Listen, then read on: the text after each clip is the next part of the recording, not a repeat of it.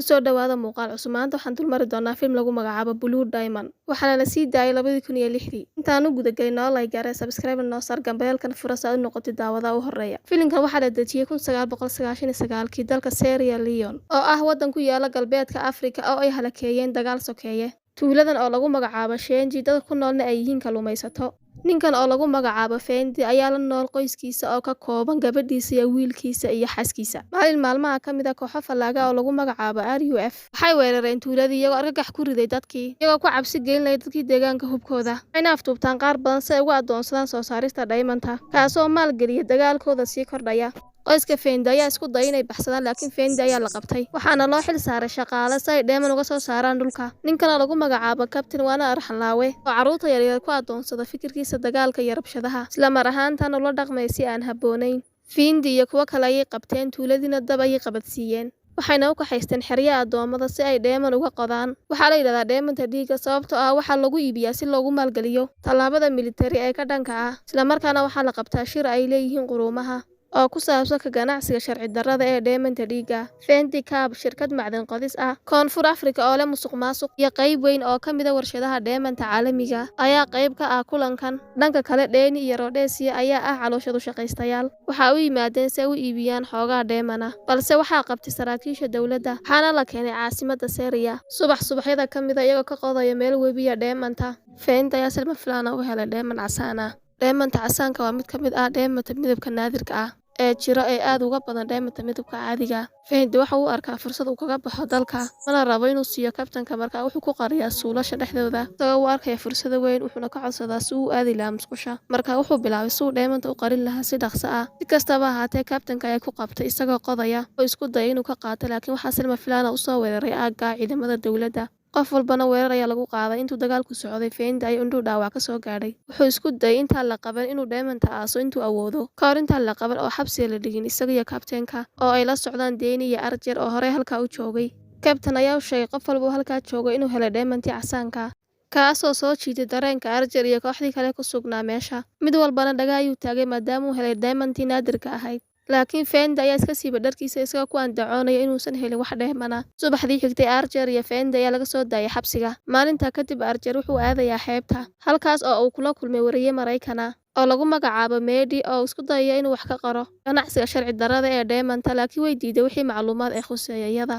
Intaa kadib Fendi ayaa ka raadinaya xerada qaxootiga qoyskiisa. Wuxuu ka fiiriyay magacdooda goobta safarka laakiin wuu ka waayay magacdooda. Waxaan ogaanay in kooxdii RUF-ta ay u kaxaysteen xaaskiisa iyo carruurtiisa tuulo kale. Wiilkiisana ay u kaxaysteen si uu u noqdo askari. Saldhigga waxay carruurta ku qasbaan sida inay isticmaalaan hub toos ah isla mar ahaantaana si ay u dilaan dadka aan waxba galabsan. Waana in la niyad jabiyo si ay u noqdaan dilayaal aan naxariis lahayn iyagoo markaa ku qasbaya dilka qof walba ay iyagu ku amraan. Waxaan aragnaa Archer oo u safraya Cape Town uu la kulmo shaqaalihii colonel oo horey uga tirsanaa ciidanka difaaca Koonfur Afrika xilligii midabta koorka kaasoo hadda ka amar qaata shirkad militari oo gaar loo leeyahay. Archer wuxuu rabaa inuu iibiyo diamanta si uu uga tago qaaradda laakiin Coates wuxuu doonayaa magdhow ahaan howlgalka tahriibinta. Intaa kadib waxay ku soo laabteen Syria mana raba inay qaataan diamond saa u sii weyn. Intaa kadib way israacaan wuxuuna u sheegay inay kala hadhaan Archer wuxuuna u sheegay inuu keligii ka tago si aynan dib u soo gaadhin. Mehdi ayaana isku daysay inay ka hesho jawaabo isaga laakiin weli ma bixi wax macluumaad oo ku saabsan iyaga. Sidoo kale waxay rabtaa macluumaadka Fendi.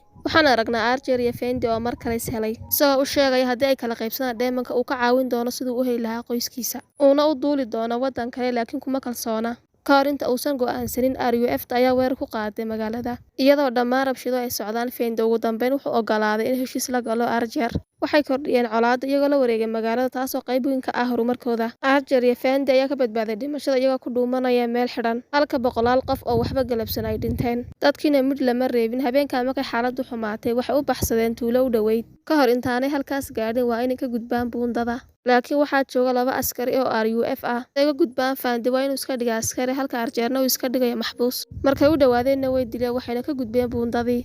Tuulada dhexdeeda intay sii socdeen waxay la kulmeen saxafiyiinta kale. Wuxuu la kulmaa Mehdi si ay ula xidhiidho qaramada midoobay si ay macluumaad uga hesho qoyska Fendi. Taa beddelkeeda wuxuu siin doonaa dhammaan faahfaahinta iyo caddeymaha ku saabsan ganacsiga diamond-ka ee sharci darrada oo uu qayb ka yahay isaguna wayna ogolaatay wayna u heshay. Waxay u sii jeedaan xerada qaxootiga waxaana taala diyaarad ay ku duli lahaayeen. Fendi oo aad u faraxsan maadaama dib ula midoobay xaaskiisa iyo carruurtiisa laakiin aad buu uga xumaaday markuu ogaaday in wiilkiisu RUF-tu ay kaxaysatay, isagoo u baahnaa in qoyskiisa uu dagaalka ka saaro iyo dhibaatadan. Hadda ma duuli karo, waa inuu wiilkiisa dib u soo ceshadaa. Fendi iyo Archer waxay qorsheynayaan inay gaadhaan Kono, halkaas uu Fendi markii hore ku aasay Diamond-ka, waxaana safarkooda ku weheliyay saxafiyiinta. Laakiin iyagoon gaadhin ayuu qarax dhacay, waxayna u carareen kaymaha. Intay dhex lugeynayeen kaymaha waxay la kulmeen maleeshiyada, iyagoo markaa qabtay una kaxaystay gurigooda. Waana famil ka mid ah deegaanka oo lagu magacaabo Kabanai. Halkani waa Kabanai gurigiisa, wuxuu caawiyaa askartii hore fallaagada si uu siiyo nolol wanaagsan. Kabanai oo ah qof naxariis leh ayaa u soo bandhigaya inuu kaxeeyo Kono. Intay sii socdeen waxaa joojiyay RUF oo carruur askar ah, waxayna weydiiyeen halka u socdaan. Arrimuhuna way sii xumaadeen,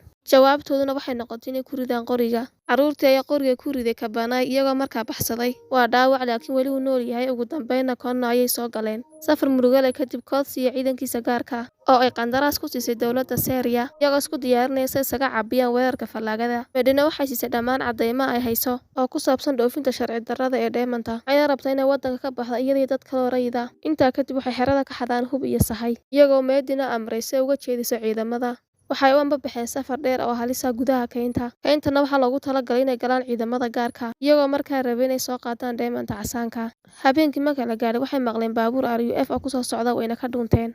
Laakiin Fendi carruurtii askartee saarneyd gaadhiga mid ka mid ah ayuu u aqoonsaday inuu yahay wiilkiisa, isla markaana kor ayuu ugu dhawaaqay magaca wiilkiisa, kuwaasoo soo jiitay dareenkooda. Markay isku dayeen inay toogtaanna way ka baxsadeen. iyadoon wax dhibaato ay dhicin. Subaxdii xigtay, Fendi wuxuu rabaa inuu tago xerada RUF-ta, halkaas oo uu malaynayo inuu wiilkiisa joogo. Laakiin Archer wuxuu rabaa Diamond-ta, tanna waxay sababtay inay bilaabaan dagaal. Fendi wuxuu ku adkaystay inuu wiilkiisa soo helo, Archerna wuu u aqbalay. Waxay yimaadeen xeradii ay ku jireen, iyagoo arkay inay aad uga tiro badan yihiin. Waxay waceen ciidanka Coetzee iyagoo isticmaalay taleefanka dayax-gacmeedka. Waxay ka codsadeen duulaan. Fendina wuxuu dhex galay xeradii carruurta. Wuu soo dhawaaday, laakiin wiilkiisa ayaa diiday inuu qiro aabihii, wuxuuna si cad u diiday aabihii. Fendina waxaa qabsaday buuq, wuxuu ku soo jeediyey kuwa kale, isagoo markaa halis geliyay nolosha aabihii, isagoo amray markaa in la dilo. Fendina wuu soo dhiibay. Subaxdii, Kabtain wuxuu u sheegayaa Archer inuu dili doono wiilkiisa haddii uunan u soo saarin Diamond-ka. Ka hor intaanay xaaladdu sii xumaan, ciidanka Coetzee ayaa ku yimid diyaarad, waxayna weerar ku qaadeen xerada, taasoo u oggolaanaysa Fendi inuu la dagaalamo Kabtainka. Waana mid ku dhufanaya majarafadda uu ku qaraacay si uu dhinto, iyadoo alooshadu shaqaystayaashu ay ka awood bateen RUF-ta. Kadib markuu weerarku dhammaaday, Coetzee waaba mid rababa Diamond-ka, laakiin Archer ayaa oggolaaday inay kala qaybsadaan Diamond-ka, isagoo Fendi weydiinaya halka uu dhigay Diamond-ka. Fendi wuu diiday, laakiin wiilkiisa ayaa loo haystaa. Wuxuu ku qasban yahay inuu sheego bartuu dhigay Diamond-ka, isagoo aan lahayn doorasho kale. Fendi wuxuu keenayaa meeshii uu ku aasay Diamond-ka, laakiin wuxuu qodaa meel aan sax ahayn si ay u khiyaameeyaan. Tani waxay fursad u tahay Archer si uu u weeraro Coetzee iyo ciidamadiisaba. kadib markay ogaadeen in korneylku aakhirka labadoodaba uu dili doono, Archer iyo Fendina waxay ku guuleysteen inay dilaan Coetzee iyo ciidamadiisa. Si kastaba ha ahaatee, Archer ayaa dhaawacmay intii xabaddu socotay. Fendi wuxuu qoday goobta saxda ee Diamond-ta, markan oo uu helay isla meeshii uu ku aasay. Fendi wiilkiisa oo maskax laga bedelay ayaa si kooban ugu haya qoriga, laakiin Fendi ayaa la hadlay isagoo xasuusinaya cidda uu ahaa afduubka ka hor. Waana mid u soo laabanaya, waxaana daba socda ciidamo kale oo calooshadu shaqaystayaal ah, iyagoo markaa baxsaday. Archerna wuxuu u yeeray duulihiisa si ay u qaadaan. Sidii ay jidka sii socdeen, Archer waa mid ku dhacaya dhulka maadaama uu dhaawacnaa mana sii socon karo, maadaama uu xaddi badan oo dhiigga uu waayay. Waxa uu fiiriyay Diamond-tii casuuska ahayd, isagoo aan waxba qaban karin. Labadooda ayaa si fiican u wada qoslay, iyagoo si lama filaan ah saaxiibo u noqday intay safar ku jireen. Archer oo u sheegay inuu qorsheynayo inuu isticmaalo Fendi Diamond-ta, Fendina uu ka aamin baxay, laakiin ugu dambeyntiina way is aamineen. Waxayna samaysteen ixtiraam labada dhinac, isagoo u sheegay inuu qaado qoyskiisa. Fendi iyo wiilkiisa waxay la kulmeen duuliyaha Archer, kaasoo u duuliyay si badbaado leh, halka Archer uu wacay taleefankiisii ugu dambeeyay. Wuxuu wacaa Medi, waxay wadaagaan sagootin kama dambaysa, wuxuuna ka codsaday inay caawiso Fendi iyo qoyskiisa, iyadoo aad uga murugootay. Archer ugu dambeyn wuxuu qaatay muuqaalka quruxda badan ee Afrika, wuxuuna daawanayaa Fendi oo wiilkiisa la baxaya. Ka hor inta aanu dhimanin, wuxuu sii fiirinayaa diyaaradda, isagoo isla markaa u dhintay dhiigbax xad dhaaf ah. Medi iyo Fendi waxay ku kulmeen London, iyagoo markaa fuliyay howlgal qarsoodi ah oo loogu talagalay in lagu soo bandhigo macaamiisha sharci darrada. Fendi wuxuu Diamond casaan ku beddeshay 2 milyan la kulmidda qoyskiisa. Medi waxay sawir ka qaadatay sariflaha, waxayna ku daabacday bandhigeeda ganacsiga Diamond-ka iyo falal dembiyeedka kala duwan ee dhacay. Ugu dambeynna, Fendi waa mid la kulmaya qoyskiisa isagoo faraxsan. Filimku wuxuu ku dhammaanayaa Fendi oo ka soo muuqday shir lagaga hadlayo Diamond-ta dhiigga, halkaas oo uu kula kulmay shacab u istaagay. Waad ku mahadsantahay daawashadaada. Waxaan rajeynayaa inaad ka heshay muuqaalkan. Filimka runtii waa mid dhiirigelin leh oo leh buundooyin cajiib ah. Ha iloobin inaad rukunto si aad u hesho koobabyada ugu dambeeya. Naguna soo biir kana mid noqo asxaabtayada. Waa inoo muuqaalka xiga. Maca salaama.